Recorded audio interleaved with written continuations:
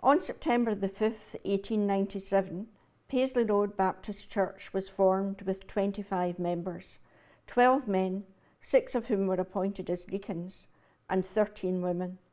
The services were held in the Gordon Halls on Paisley Road, and John Harper accepted the call to be the first pastor. John Harper was born in Houston, Renfrewshire, in 1872. He was blessed by being brought up in a Christian home, and at the age of 14 accepted Christ as Saviour.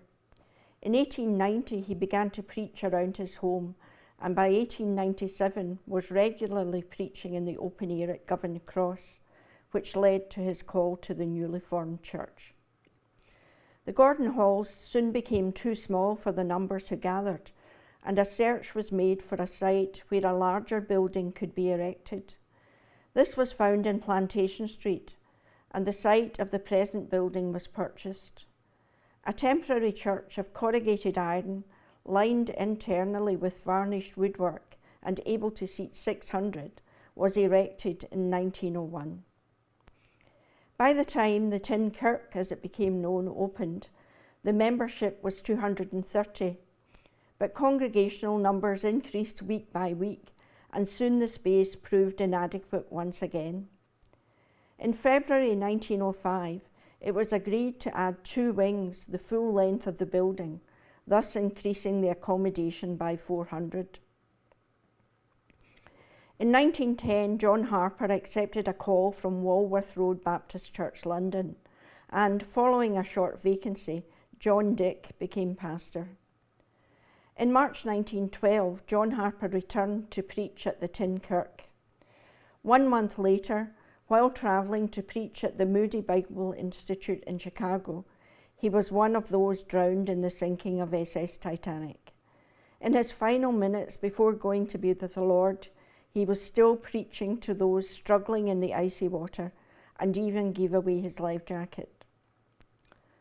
Under John Dick's pastorate, the church continued to grow, and there was a need for an even bigger and more permanent building. Plans were drawn up, but the commencement of the First World War meant the construction had to be delayed. 48 men from the church gave their lives during the war and are commemorated on a plaque in the hall vestibule. During William Ashby's pastorate from 1918 to 1923, the site of the Tin Kirk was cleared, construction began, and on the 10th of December 1921, the new and current building was dedicated with the opening ceremony performed by John Harper's daughter Nana. In March 1920, a decision had been made by the church that with the new building, the name would be changed to Harper Memorial Baptist Church. The church continued to grow, and in 1929, while Austin Stirling was pastor, it was agreed to build a hall on the west side of the church. W.H. Browning, seen here with the deacons, became pastor in 1931, but his ministry was short as he was suddenly called home to be with the Lord on Christmas Day, 1933. John Macbeth followed, consolidating the work begun by W.H. Browning and steering the church through the outbreak of the Second World War. He was followed by William Isbister, who came from the Shetlands to lead the work at Harper. Only a week before Mr. Isbister's induction, the church buildings were damaged by a landmine which completely destroyed the tenement opposite. One of our young members, William Campbell, who was a messenger with the National Fire Service, was killed in this incident. Temporary repairs were made so that the induction could go ahead, but it was 1945 before permission was granted to go ahead with full restoration. Billy Graham's Kelvin Hall crusade in 1955 came during Murray MacLeod's time as pastor, and in that year there were 39 baptisms and 15 professions of faith. The longest pastorate to date was that of Peter Donald, who served the church from 1958 to 1978. These years were characterised by faithful evangelistic preaching, while both the church and male voice choirs sang to the praise of God with annual services of praise.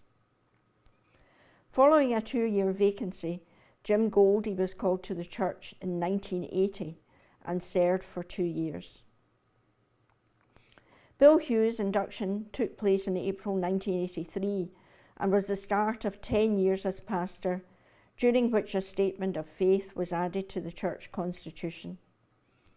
As the Lord blessed, the decision was made that additional accommodation was required, and the old church hall was demolished and replaced by a new 2-storey building. In 1995, Craig Dyer came to Harper from Bells Hill.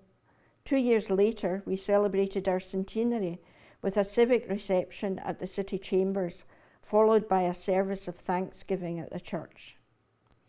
We moved into Ralston Community Centre while major renovation work took place in the church building, providing a bright and flexible space. In 2008, Craig resigned as pastor to take up the role of training director with Christianity Explored Ministries, but he and Margaret remained very much involved in the fellowship until 2021.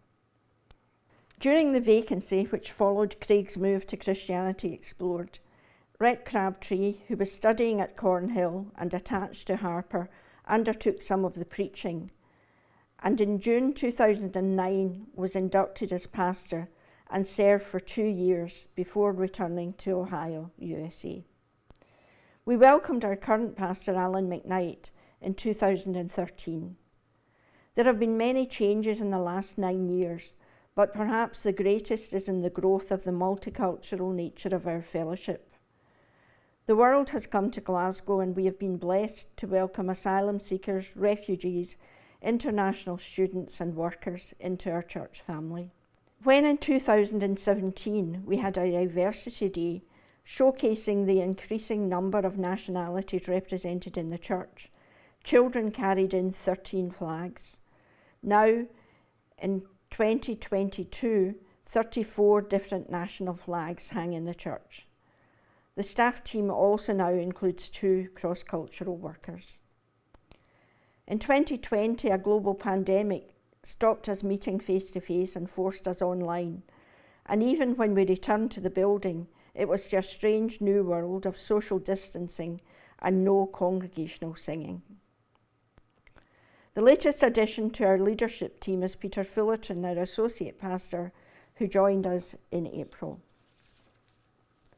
Throughout the 125 years of the church's life, there have been ups and downs, times of great joy and times of struggle. But as the word has been faithfully preached, God has blessed and souls have been saved. So we thank God for his faithfulness and, relying on him, move forward into the next 125 years, together on a mission to make and grow disciples of Jesus, seeing lives changed around our doors, in our city, across our nation, and over his world.